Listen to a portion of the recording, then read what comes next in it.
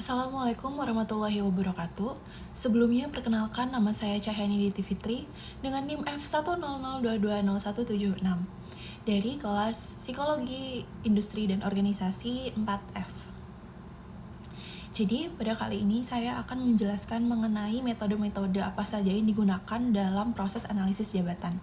Jadi terdapat 5 metode umum yang biasa digunakan dalam proses analisis jabatan. Yang pertama itu adalah self-report. Jadi self-report itu adalah salah satu pendekatan yang digunakan dalam analisis jabatan. Nah, dengan metode ini, karyawan yang menempati suatu jabatan memberikan informasi tentang tugas, tanggung jawab, dan juga keterampilan yang terlibat dalam pekerjaannya. Nah, hal ini juga mencakup tentang aspek-aspek seperti tugas sehari-hari, keterampilan yang diperlukan, dan tantangan yang dihadapi. Nah, contoh pekerjaan yang cocok menggunakan analisis jabatan dengan self-report ini adalah psikolog. Karena pekerjaan dengan keterampilan subjektif ini itu sangat memerlukan self-report. Nah, jika pekerjaan memerlukan keterampilan yang sulit diukur secara objektif, seperti kreativitas, lalu cara berkomunikasi, atau kepemimpinan, metode self-report ini dapat memberikan wawasan yang berharga. Kemudian, ada metode analisis jabatan yang cukup sering kita dengar, yaitu adalah metode wawancara. Nah, metode ini itu mengumpulkan informasi tentang tugas, tanggung jawab, dan keterlibatan mereka dalam pekerjaan. Alasan untuk menggunakan metode ini itu untuk mengumpulkan informasi langsung dari pemegang jabatan itu sendiri, yang dapat memberikan gambaran yang lebih detail tentang tugas, tanggung jawab, dan keterlibatan mereka dalam pekerjaan.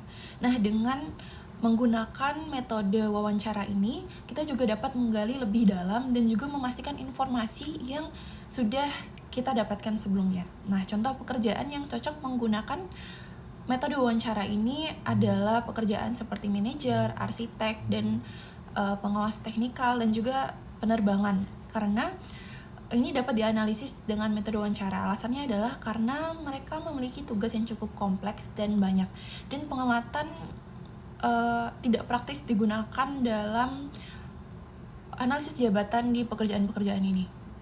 Lalu selanjutnya adalah kuesioner. Nah, metode ini menggunakan formulir untuk mengumpulkan informasi dari pemegang pekerjaan.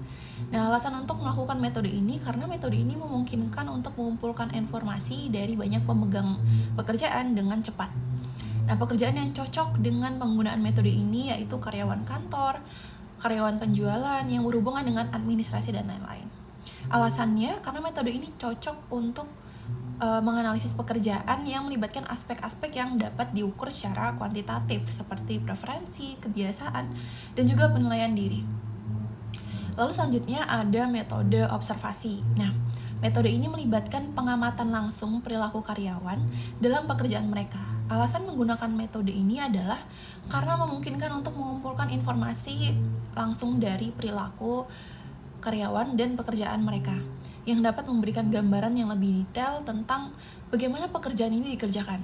Biasanya, cara ini dilakukan untuk pekerjaan yang membutuhkan keterampilan manual seperti operator mesin produksi, peneliti lapangan, pelatih olahraga, dan lain-lain.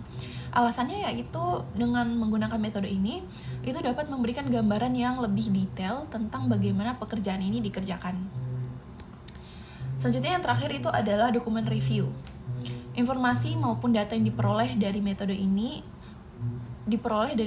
untuk analisis jabatan itu berasal dari buku atau catatan harian karyawan. Catatan tersebut itu berisi deskripsi aktivitas kerja, tanggung jawab mereka sehari-hari dalam organisasi, manual operasional, panduan tugas, dan juga catatan kinerja. Nah, dokumen ini memberikan wawasan tentang tanggung jawab tugas dan persyaratan pekerjaan juga.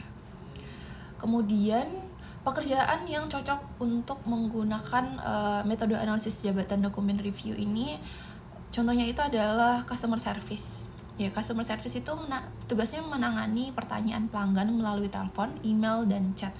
Nah, keterampilan yang harus didapatkan customer service itu kemampuan berbicara dengan jelas, empati, dan menyelesaikan masalah. Alasannya, karena metode ini cocok untuk menganalisis pekerjaan yang melibatkan penilaian kinerja pencapaian dari customer dan terdapat bukti laporan komplain dari customer. Sekian dari saya. Assalamualaikum warahmatullahi wabarakatuh.